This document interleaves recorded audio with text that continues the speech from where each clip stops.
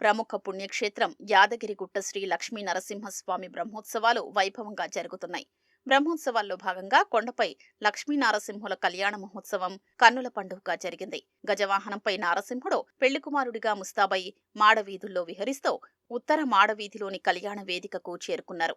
పల్లకీపై అమ్మవారు లక్ష్మీదేవి తిరువేదిలోని మండపానికి చేరుకోగా పూజారులు ఎదుర్కొని అర్చకులు, వేద పండితులు, ఋత్వికులు, పారాయణికులు కళ్యాణ ఘట్టాన్ని ప్రారంభించారు.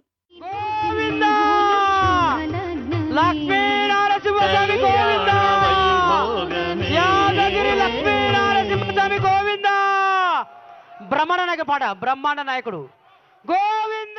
స్వామివారి తిరుకళ్యాణానికి గవర్నర్ జిష్ణుదేవ్ వర్మ సతీమణి సుధాదేవ్ వర్మ ముత్యాల తలంబ్రాలు సమర్పించారు.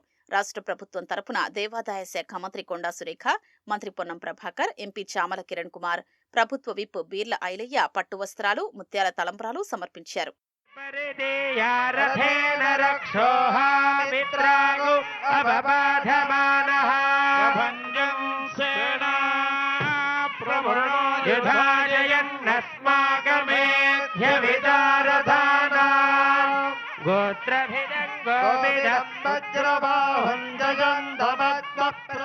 సింహలగ్నంలో వేద పండితుల మంత్రోచ్చారణలు, వేద పారాయణాలు, మంగళవాద్యాలు, కరతాళ ధ్వనుల మధ్య నరసింహస్వామివారు లక్ష్మీ అమ్మవారి మెడలో మాంగళ్య ధారణ చేశారు. ఈ సమయంలో ఆలయ ప్రాంగణం నమో నారసింహ గోవిందా నామస్మరణతో మారుమోగింది. స్వామి అమ్మవార్ల కళ్యాణ ఘట్టాన్ని తిలకించిన భక్తులు ఆనంద పరవశులయ్యారు.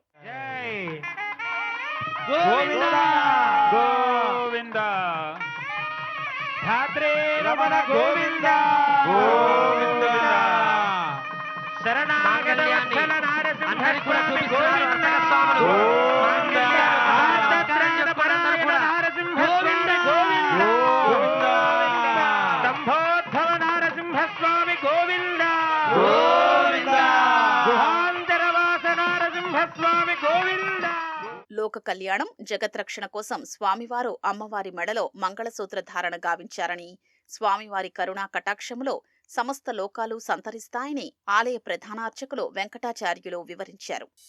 శ్రీ లక్ష్మీ నరసింహస్వామి వారి దివ్యక్షేత్రంలో నవాన్నిక బ్రహ్మోత్సవాలలో భాగంగా తిరుకళ్యాణ మహోత్సవము అంగరంగ వైభవోపేతంగా నిర్వహించుకోవడం జరిగింది.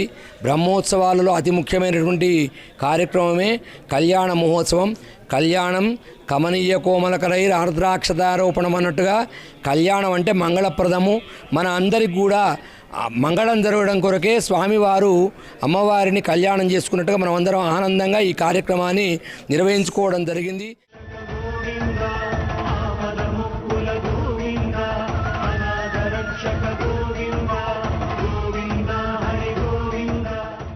ఆలయ పునర్నిర్మాణం తర్వాత 4సారి వార్షిక బ్రహ్మోత్సవాలు జరిగాయి.